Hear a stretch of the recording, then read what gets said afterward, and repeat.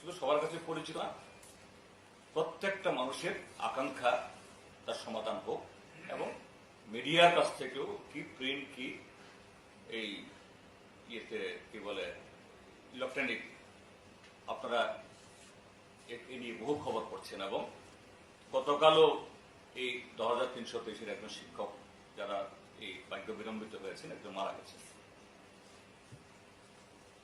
গত 1.5 মাস আগে 10,323 4টা সংগঠন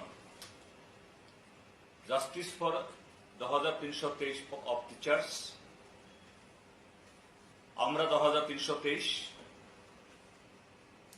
তারপরে অ্যাডহক 10,323 এবং এটিভিটি তারা ঘোষণা না করলেও এটিভিটিরও বহু সমর্থক যারা এটিভিটির সাথে ছিলেন তারা গিয়ে তারা শান্তিপূর্ণভাবে সরকারের কাছে মেমোরেন্ডাম দেবেন। মুখ্যমন্ত্রী ছিলেন না রাজ্যে, মহাকারণে উপমুখ্যমন্ত্রী এবং শিক্ষামন্ত্রী ছিলেন, সেদিন শান্তিপূর্ণভাবে তারা যাবেন। আগরতলা শহরে শাসক দলের বহু মিছিল, বহু কীর্তন, বহু নাচ গান, বহুত কিছু হয়। আর তারা জেনুইন, যাদের কাজ গেছে, জীবন একটা প্রচন্ড একটা অনিশ্চয়তার মধ্যে গেছে, সেখানে এই বিজেপি সরকারের পুলিশ লাঠিপেটা করলো, মহিলাদেরকেও ছাড় দিল না, জল কামান দিয়ে আক্রমণ করলো। শেষ পর্যন্ত তাদের সম্মিলিত অকুতভয় এবং রক্তাক্ত হয়েও তারা মহাগণ দরজার দিকে পৌঁছলেন। শিক্ষক তারা সুশৃঙ্খল বাহিনী, কোন রকমের সেরকম পুলিশের সাথে করতে চাননি। যাই হোক, প্রায় 3-4 ঘন্টা ধস্তাধস্তি করার পর আমাদের রাজ্যের শিক্ষামন্ত্রী হয়তো বা একটু সদয় হয়েছে, কিন্তু উপমুখ্যমন্ত্রী জিষ্ণু কুমার দেববর্মার মহাকরণের থেকেও খবরও নিলেন না। উচিত তো উনাকেই খবর নেওয়া ছিল সেদিন, যেহেতু মুখ্যমন্ত্রী নেই। তারা রতনলাল নাথের কাছে গেলেন, শিক্ষামন্ত্রীর কাছে। শিক্ষামন্ত্রী 2 ঘন্টা 2.5 ঘন্টা কি বুঝালেন। যাই হোক, শেষ পর্যন্ত শিক্ষামন্ত্রী বললেন 1 সপ্তাহের মধ্যে তিনি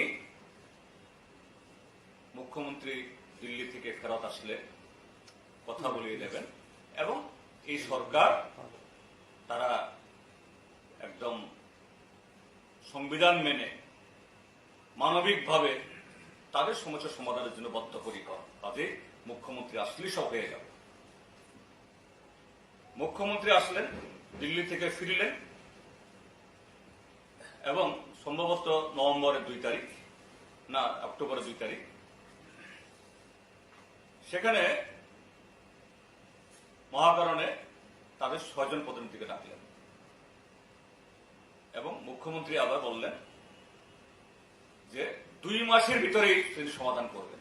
এবং মুখ্যমন্ত্রী, জানলাম আপনাদের সংবাদপত্রের দৌলতে যারা প্রতিনিধি গিয়েছিলেন তাদের বক্তব্য থেকে আপনারা কোট করেছেন যে এদের জন্য বিকল্প পদ তৈরি করা যায়।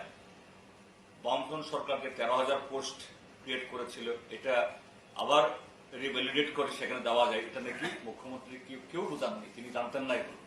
এগুলি শুনলাম আমরা। এখন মুখ্যমন্ত্রীর দেওয়া সেই 2 মাসও পার হয়ে গেল, এদিকে প্রতিদিন 1-2 করে জ্বরে আছে। আমরা গণমুক্তি পরিষদ কেন কথাটা বলছি বারবার, কারণ আমাদের পরিবারের লোক তারাও, আপনাদের পরিবারের লোক যেমন আমাদের পরিবারের বহু 10,323 লোক আছে। আমরা চাই 2 মাস পেরিয়েছে, সরকার তার প্রতিশ্রুতি পালন করবে। বিশেষ করে মুখ্যমন্ত্রী তিনি কথা দিয়েছেন 2 মাসের মধ্যে ব্যবস্থা আমি করব এবং তিনি বলে থাকেন আমি যা বলি তা করি এবং তিনি বলে